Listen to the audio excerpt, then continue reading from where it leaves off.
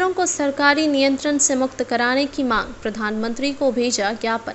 आज बुधवार को सनातन धर्म चेतना चैरिटेबल ट्रस्ट द्वारा आंध्र प्रदेश में स्थित तिरुपति बालाजी मंदिर में भोग प्रसाद में पशुओं की चर्बी का उपयोग किए जाने का प्रकरण प्रकाश में आने पर प्रधानमंत्री को संबोधित 3 सूत्रीय ज्ञापन जिलाधिकारी के प्रशासनिक अधिकारी के माध्यम से भेजा।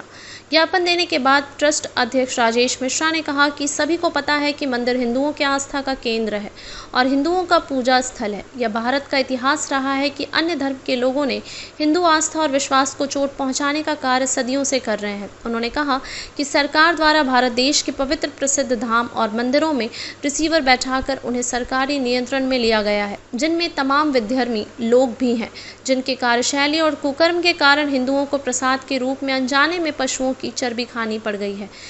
ज्ञापन के माध्यम से मांग किया गया है कि भारत सरकार देश के 4 लाख मंदिरों को सरकारी नियंत्रण से मुक्त करने हेतु संसद में प्रस्ताव लाकर सनातन बोर्ड का गठन किया जाए और सभी मंदिर संत समाज को सौंपा जाए, जिससे वे मंदिर आर्थिक लूट का केंद्र न बन सके। सभी मंदिरों में प्रसाद के रूप में सूखे मेवे और फल का वितरण किया जाए और मंदिर के अंदर प्रसाद की बिक्री प्रतिबंधित की जाए। मंदिर प्रशासक के रूप में नियुक्त सभी गैर हिंदुओं को तत्काल प्रभाव से बाहर किया जाए। मंदिर से संबंधित भूमि विवाद के निस्तारण हेतु उच्च न्यायालय स्तरीय सनातन न्यायाधिकरण का गठन किया जाए। इसी क्रम में ट्रस्ट के संरक्षक अरुण भारती ने कहा कि पूरे विश्व में कहीं भी किसी चर्च में कोई और ईसाई कर्मचारी नहीं है, किसी मस्जिद में कोई गैर मुस्लिम कर्मचारी नहीं है, परंतु सनातन धर्म का केंद्र भारत में अधिकांश मंदिरों पर प्रशासक के रूप में तमाम मुश्किलों और ईसाई कर्मचारी नियुक्त है, जो अक्षम्य अपराध है।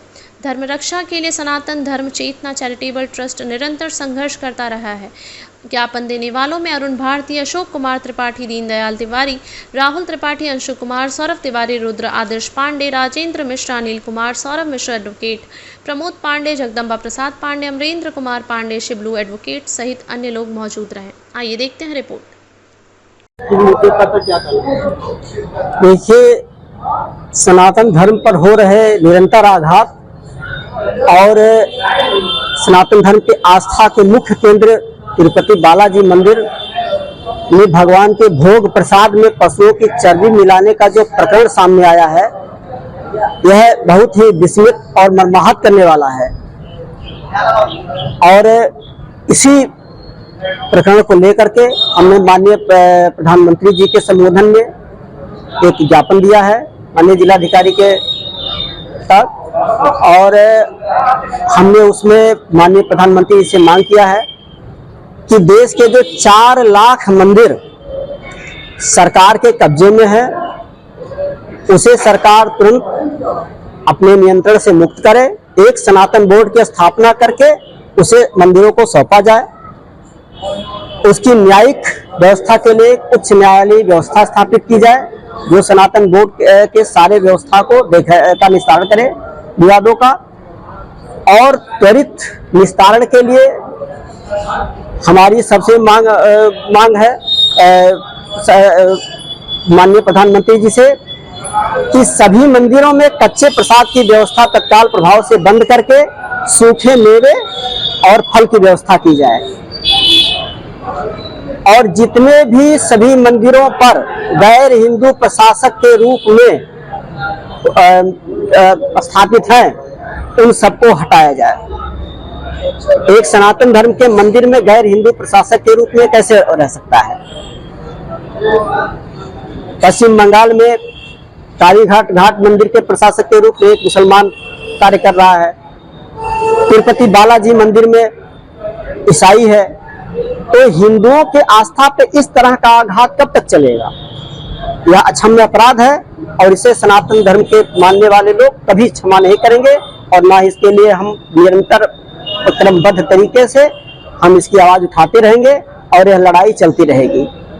प्रसाद लेकर के देश प्रदेश में बड़ा बवाल है, क्या कहेंगे? देखिए, यह जानकारी आंध्र प्रदेश सरकार ने जैसे ही सार्वजनिक किया, मुझको लगता है हम ही नहीं, दुनिया में रहने वाला हर सनातनी, जिनकी संख्या लगभग 100 करोड़ की है, हर के दिल को इतना बड़ा ठेस पहुंचा है, वह अंदर से हिल गया है। मंदिर से वितरित होने वाला भोग प्रसाद यदि वह भी शुद्धता के दायरे में है, वह भी शंकाओं के घेरे में आ जाए, तब तो मुझको लगता है कुछ शेष नहीं बचता। और जो हमारी पवित्रता के साथ, मठ मंदिरों के साथ जो लगातार साजिशें रची जा रही हैं, जो षड्यंत्रों का केंद्र बना करके उसके साथ किया जा रहा है, निश्चित रूप से आज अपने ही देश में हम हिंदुओं को बहुत बहुत पीड़ादायक है।